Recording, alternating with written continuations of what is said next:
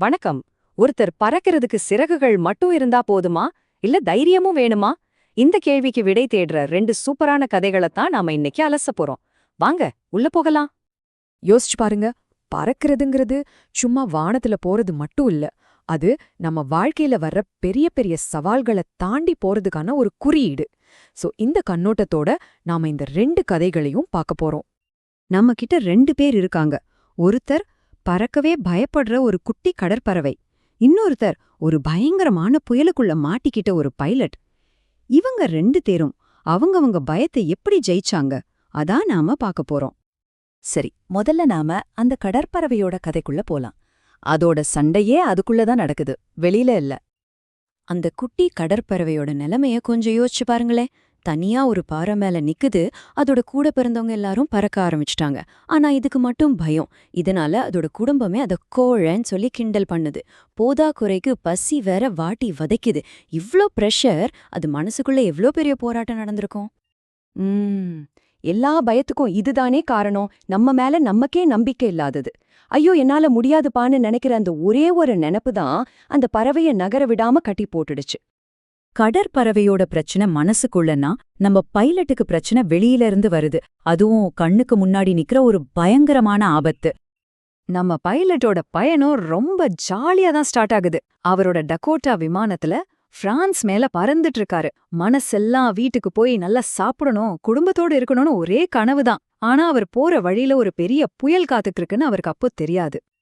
இந்த லைன் எவ்ளோ பவர்ஃபுல்லா இருக்கு பாருங்க. அந்த புயல் மேகங்கள் எப்படி இருந்துச்சா, வானத்துல எனக்கு முன்னாடி பெரிய பெரிய கருப்பு மலைகள் நிக்கிற மாதிரி இருந்துச்சுன்னு சொல்றாரு. சும்மா மேகம் இல்ல, கருப்பு மலைகள். யோசிச்சு பாருங்க. சரி, இப்போ 2 கதைகளுமே அதோட உச்சக்கட்டத்துக்கு வருது. 2 பேருமே ஒரு முக்கியமான ஆபத்தான முடிவு எடுக்க போறாங்க.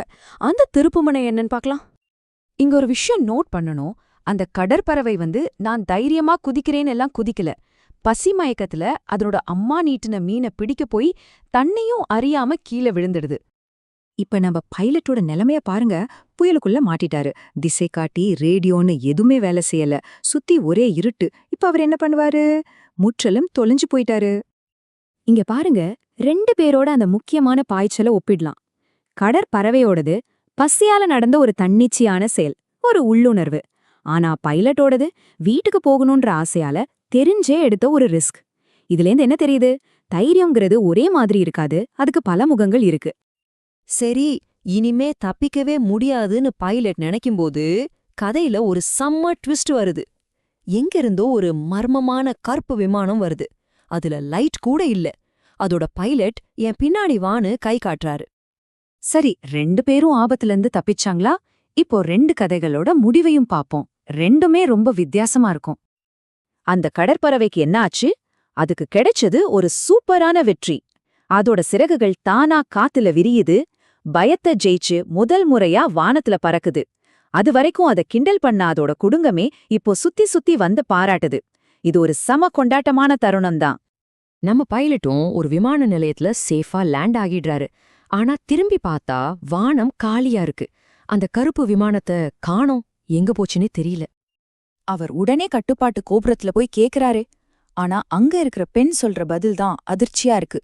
இன்னைக்கு ராத்திரி வேற எந்த விமானமும் பறக்கவே இல்லையே, உங்க விமானம் மட்டும்தான் ரேடார்ல தெரிஞ்சுதுன்னு சொல்றாங்க. அப்போ இவருக்கு உதவி செஞ்சது யாரு? இதுதான் இந்த 2 கதைகளுக்கும் உள்ள பெரிய வித்தியாசம். கடற்பறவையோட வெற்றி அதுக்குள்ள இருந்த பயத்தை அதுவே ஜெயிச்சதால வந்தது. ஆனா பைலட்டோட வெற்றி வெளியில இருந்து வந்த யாருனே தெரியாத ஒருத்தரோட உதவியால வந்தது. கடைசியா கதை நம்மகிட்ட ஒரு கேள்விய விட்டுட்டு போகுது. அந்த புயல்ல லைட் கூட இல்லாம பறந்த அந்த மர்மமான கருப்பு விமானத்தோட பைலட் யார்? அது பைலட்டோட கற்பனையா, இல்ல நிஜமாவே ஒருத்தர் வந்து உதவி செஞ்சாரா? நீங்க என்ன நினைக்கிறீங்க? இந்த கேள்வியோட இந்த கதைகளை நாம இங்க முடிக்கலாம்.